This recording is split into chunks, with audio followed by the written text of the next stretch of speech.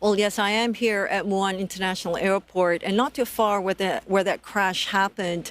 And it seems like, although government officials say that they are looking to see what was the exact cause of this crash this morning, many officials here now saying that it does look as if it was because of the birds, because the Transport Ministry has confirmed that before the crash, apparently the plane was alerted that there were birds around this area, and about 1 minute after that warning was issued, the pilot sent out a distress call, a Mayday distress call, and about 5 minutes after that distress call was sent out, the plane had crashed. Now, if I can show you behind me now. Now, earlier there were bags of dead bodies there, but they've all taken them away now, and it looks like they've taken them inside.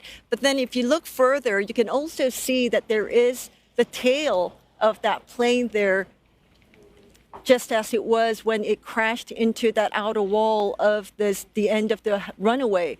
Now, earlier we saw them trying to see if they could lift it, but it looks like they have given up on that, and we're not sure exactly what is happening right now, but it looks like they are trying to see if there are more bodies under the tail of that plane.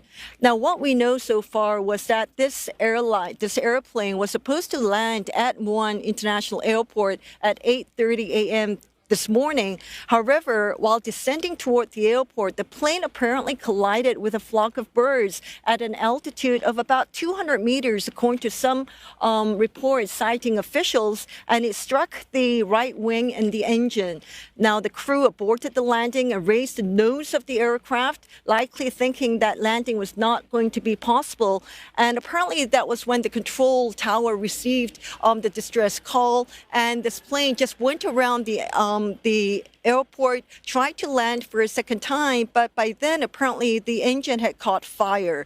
And we're also getting reports that that he did attempt to try and land the second time around, but was not successful. And there seems to be more evidence, proof coming out that the birds were one of the causes of this, because there was a message that was sent by one passenger who was on that plane to a friend here on the ground. And according to that message, it said a bird got stuck in the wing and we're unable to land. And that was the last message that the passenger sent before this crash happened.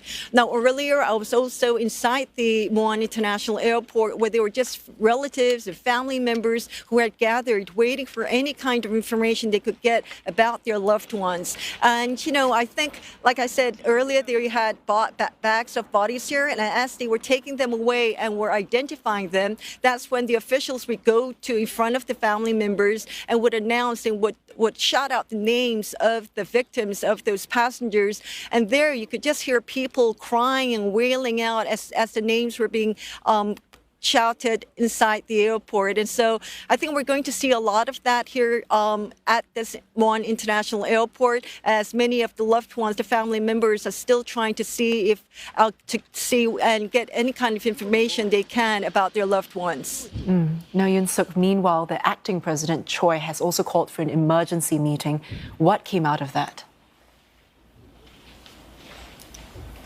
Well, yes, he did. He called for an emergency meeting right after he heard about this plane early this morning.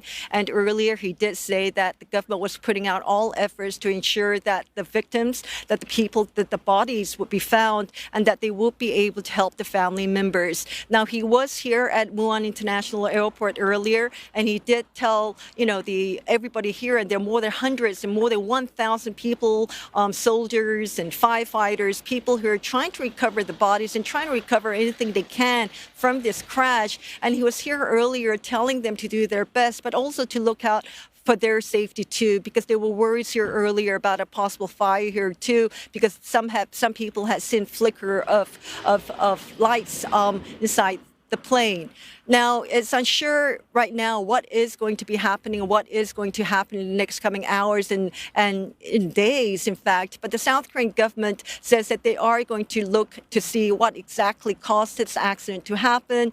And we do have, officials and the head of the Jeju Air saying that they too are looking into this. But right now, I think they're trying to see if they can console the family members, get as much information as they can, because one of the officials were telling the media that the most important thing doing right now was trying to see if they could identify the bodies because this crash was just so bad and they were.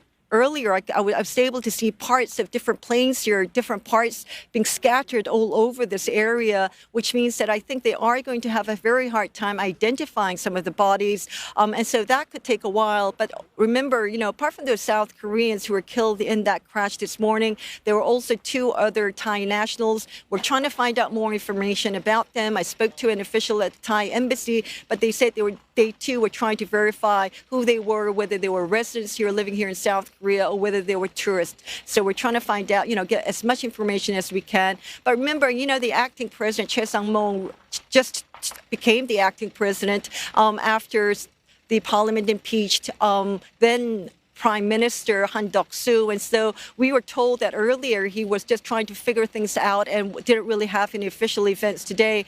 But unfortunately, this was his first major task since he took that role as the acting president of South Korea.